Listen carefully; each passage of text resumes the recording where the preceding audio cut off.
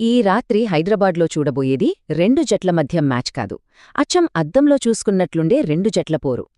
అందుకే ఇది మామూలు క్రికెట్ మ్యాచ్ కాదు, ఇది స్టైల్స్ మధ్య యుద్ధం, నిప్పుకు నీళ్లకు మధ్య పోరాటం. చూడండి, రెండు జట్లకు 6 పాయింట్లు, గెలిచిన మ్యాచ్లు కూడా సేమ్. ఇవాళ ఒకరి ప్రయాణం ముందుకు సాగుతుంది.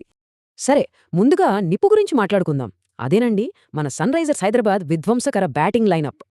ఇతను బ్యాటింగ్ చేయడు, బాంబులా పేలుతాడు. అభిషేక్ క్రీజ్లోకొస్తున్నాడంటే చాలు బౌలర్ల చేతులు వణుకుతాయి. జస్ట్ 15 బంతుల్లోనే ఎస్ఆర్హెచ్ తరఫున ఫాస్టెస్ట్ 50 రికార్డును తానే బ్రేక్ చేశాడు.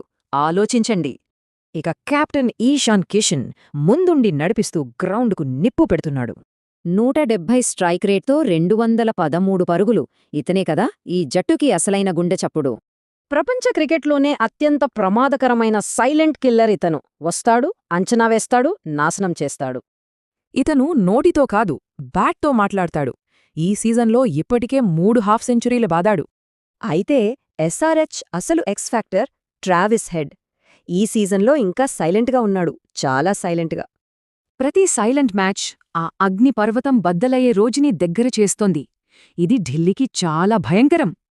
సరే, ఇక అద్దంలో రెండో వైపు చూద్దాం. Delhi cool and clinical finishers. Birthday రోజు అందరూ కేక్ తింటారు, కాని కేఎల్ రాహుల్ మాత్రం బౌలింగ్ అటాక్ని బ్రేక్ఫాస్ట్లా తింటాడు. తన పుట్టినరోజున కీలకమైన చేజ్లో 57 పరుగులు చేసి తన సంయమనాన్ని చూపించాడు. మ్యాచ్ చివరి ఓవర్కి వచ్చిందా, మిల్లర్ కిరాణా కొట్టుకు వెళ్లినంత ఈజీగా పని పూర్తి చేస్తాడు. ఇదే అతని మైండ్ సెట్. టెన్షన్ ఉండదు, పానిక్ ఉండదు, కేవలం పక్కా ఎగ్జిక్యూషన్ మాత్రమే. ఇక బౌలింగ్లో లుంగి ఎంగడి వేరియేషన్స్ని పట్టుకోవటం బ్యాటర్లకు దాదాపు అసాధ్యంగా మారింది. అతని స్లోవర్ బాల్ ఎంత మోసమో చూడండి. అందుకే కదా 5 మ్యాచ్లోనే 7 వికెట్లు పడ్డాయి.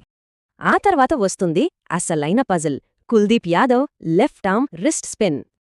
గంటల తరబడి వీడియోలు చూసినా బ్యాటర్లు అతని బౌలింగ్లోని మిస్టరీని ఛేదించలేకపోతున్నారు. అందుకే ఈ మ్యాచ్లో అసలు సిసలైన పోరు ఇదే, అభిషేక్ పవర్ వర్సెస్ కుల్దీప్ మాయా. స్టేక్స్ చాలా హై. ఒక గెలుపు టాప్ 4 ఆశలను సజీవంగా ఉంచుతుంది, ఓటమి కథను కష్టతరం చేస్తుంది. మా అంచనా ప్రకారం ఢిల్లీకే కొంచెం ఎడ్జుంది. వాళ్ల బౌలింగ్ అటాక్ చాలా బ్యాలెన్స్డ్గా ఉంది. కానీ ఒకవేళ ట్రావిస్ హెడ్ అగ్నిపర్వతం ఈరోజు బద్దలైతే అప్పుడు అన్ని అంచనాలు తలక్రిందులవుతాయి. చర్చ మొదలుపెడదాం.